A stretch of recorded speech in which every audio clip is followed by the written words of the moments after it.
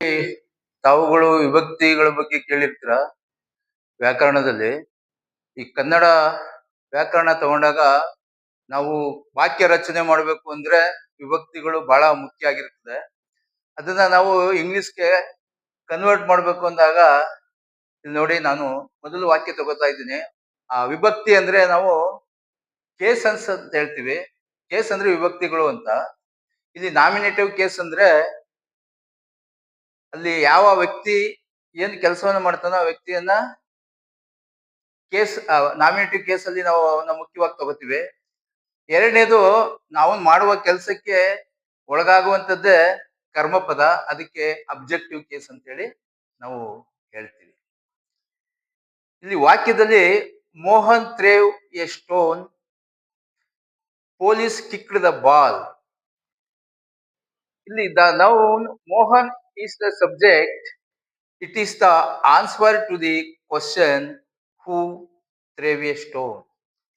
ಮೋಹನು ಕಲ್ಲನ್ನ ಎಸೆದ ಅಂದಾಗ ಇಲ್ಲಿ ನಾವು ಪ್ರಶ್ನೆ ಮಾಡ್ಬೋದು, ಯಾರು ಕಲ್ಲನ್ನ ಎಸೆದ ಅಂತೇಳಿ. ಆ ಪ್ರಶ್ನೆಗೆ ಮೋಹನ್ ಥ್ರೇವ್ ಎ ಸ್ಟೋನ್ ಅದೇ ಇಲ್ಲಿ ಉತ್ತರವಾಗಿ ಇರ್ತದೆ. ಹೂ ಕಿಕ್ಡ್ ದ ಬಾಲ್ ಅಂತೇಳಿ ಕೇಳ್ಬೋದು. ಆಗ ಅಲ್ಲಿ ಬರೋದೆ ಪೊಲೀಸ್ ಕಿಕ್ಡ್ ದ ಬಾಲ್ ಅಂತೇಳಿ. ಹಾಗಾಗಿ ಇಲ್ಲಿ ಸ್ಟೋನು ಅಬ್ಜೆಕ್ಟಿವ್ ಕೇಸ್ ಆಗ್ತದೆ ಅಂದ್ರೆ ಕರ್ಮಪದ, ಬಾಲು ಕೂಡ ಅಬ್ಜೆಕ್ಟಿವ್ ಕೇಸ್ ಆಗ್ತದೆ ಕರ್ಮಪದವಾಗಿ, ಮೋಹನ್ ನಾಮಿನೇಟಿವ್ ಕೇಸ್ ಆಗ್ತದೆ, ಮತ್ತೆ ಪೊಲೀಸು ಕೂಡ ನಾಮಿನೇಟಿವ್ ಕೇಸ್ ಆಗ್ತದೆ. A group of words threw a stone is the predicate. Predicate ಅಂತ ಹೇಳಿದ್ರೆ ಕರ್ಮಪದ ಅಂತ ಹೇಳಿ ನಾವು ಕರಿತೀವಿ. ಇಲ್ಲಿ ಸ್ಟೋನ್ ಕೂಡ ಕರ್ಮಪದ, ಬಾಲು ಕೂಡ ಕರ್ಮಪದ. The predicate contains the verb threw. ಈ ಪ್ರೆಡಿಕೇಟ್ ಕರ್ಮಪದ ಅಂತೀವಿ, ಅದು ಇದು ಥ್ರೇವ್ ಅನ್ನೋ ಒಂದು ವರ್ಬ್ಗೆ ಕಂಟೆನ್ಸ್ ಆಗಿ ಬಂದಿರ್ತದೆ, ಅದಕ್ಕೆ ಒಳಗೊಂಡಿರ್ತದೆ ಹೊರತು ಈ ನಾಮಿನೇಟಿವ್ ಕೇಸ್ ಮತ್ತೆ ಇದು ಮೋಹನ್ ಮತ್ತೆ ಪೊಲೀಸ್ ಇದು ನಾಮಿನೇಟಿವ್ ಕೇಸ್ ಆಗಿ ಉಳಿಯುತ್ತದೆ.